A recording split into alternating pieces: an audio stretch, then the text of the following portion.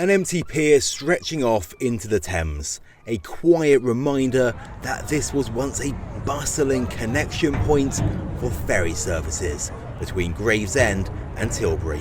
The ferry service has been out of action since the spring of last year after Thurrock Council pulled its funding. Essex-based Clive Robertson was one of the regular users of the ferry. He says it's never been harder to see his friends on this side of the river.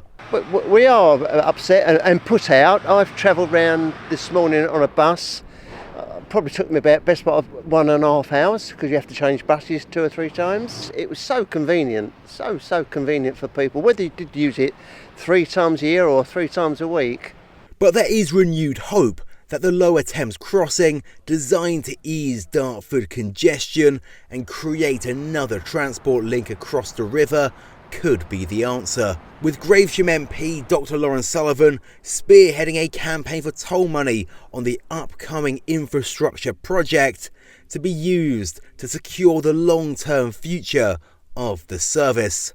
It really needs to deliver for our local economy, our local people. We've got businesses around the area that have people that work for them that are going across all the time, using this crossing now because they can't use a ferry crossing. Dr Sullivan has floated the proposal with the Treasury, and while there was no commitment to bringing back the ferry, when we caught up with the Chancellor of the Exchequer, she didn't rule it out. And of course we want to make sure that the Lower Thames crossing benefits people in Gravesham. I know that it will, and I know that that investment into the local area will have benefits. We'll work through the details, both with Lauren but also the local council and local people. But we want this project to work for the people who are hosting the infrastructure, and that's people in Gravesham. The proposal is still early days. The £10 billion crossing isn't expected to wrap construction until 2034, with all details still under consideration.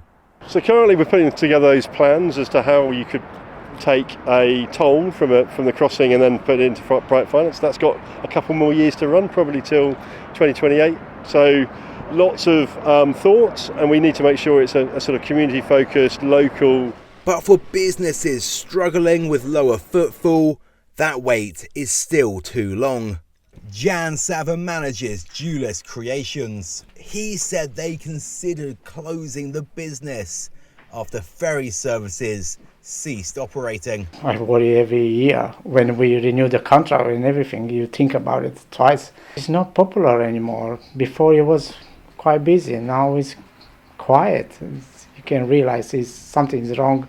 Work is ongoing to find prospective operators and get the ferry back up and running. But despite positive signals from on high that progress is being made, for many it's still far too slow. Ldrs in Gravesend.